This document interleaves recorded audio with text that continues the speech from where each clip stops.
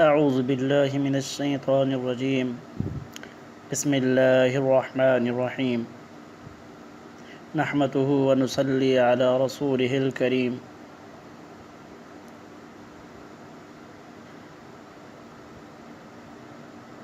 ایک حبشی جس کی ناک موٹی، آنکھیں چھوٹی، رنگت سیاہ، چلتا تو لنگراہٹ نمایاں نظر آتی تھی، بولتا تو زبان میں لکنت، غلام ابن غلام، ایک باغ کے جھاڑ جھنکار سے کھجوریں چننے میں مصروف تھا۔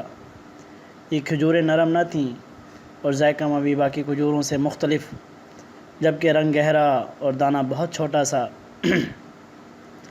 جھولی میں آئیں کھجوریں اس باغ کا آخری پھل تھا۔ وہ شہر میں انہیں فروخت کرنے کا ارادہ رکھتا تھا تاکہ کچھ پیسے جمع ہو سکیں، مگر کوئی ان کھجوروں کا طلبگار نہ تھا۔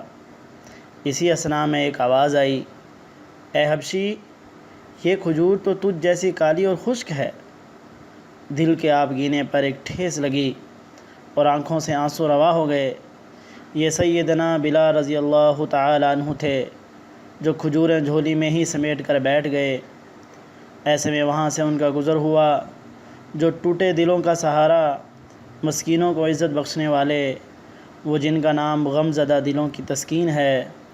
جی ہاں، وہی محمد صلی اللہ علیہ وسلم، جو دو جہانوں کے سردار ہیں۔ آپ صلی اللہ علیہ وسلم نے بلال رضی اللہ تعالیٰ عنہ سے رونے کا سبب پوچھا تو سیدنا بلال نے جھولی کھول کر سب ماجرا کہہ سنایا۔ رحمت للعالمین صلی اللہ علیہ وسلم نے بازار کی جانب رخ انور موڑا اور آواز لگائی، لوگو، یہ کھجور عجوہ ہے، یہ دل کے مرض کے لیے شفا ہے، یہ فالج کے لیے شفا ہے، یہ 70 امراض کے لیے شفا ہے، اور لوگو، یہ کھجوروں کی سردار ہے۔ پھر یہ کہہ کر بس نہیں کیا، بلکہ فرمایا، جو اسے کھا لے اسے جادو سے امان ہے۔ منظر بدل گیا۔ وہ بلال رضی اللہ تعالی عنہ، جن کے پاس چند لمحے پہلے تک جھاڑ جھنکار تھا اور پریشان بیٹھے تھے، اب رحمت للعالمین نبی آخر الزمان رسول اللہ صلی اللہ علیہ وسلم نے انہیں غنی کر دیا۔ پھر تاریخ بتاتی ہے، راوی لکھتے ہیں کہ لوگ بلال کی منتیں کرتے اور پیچھے بھاگتے کہ ہمیں اور عجوہ کھجور دو، اور بلال کسی مچلے ہوئے بچے کی مانند آگے آگے بھاگتے۔ یہ تھی محبت۔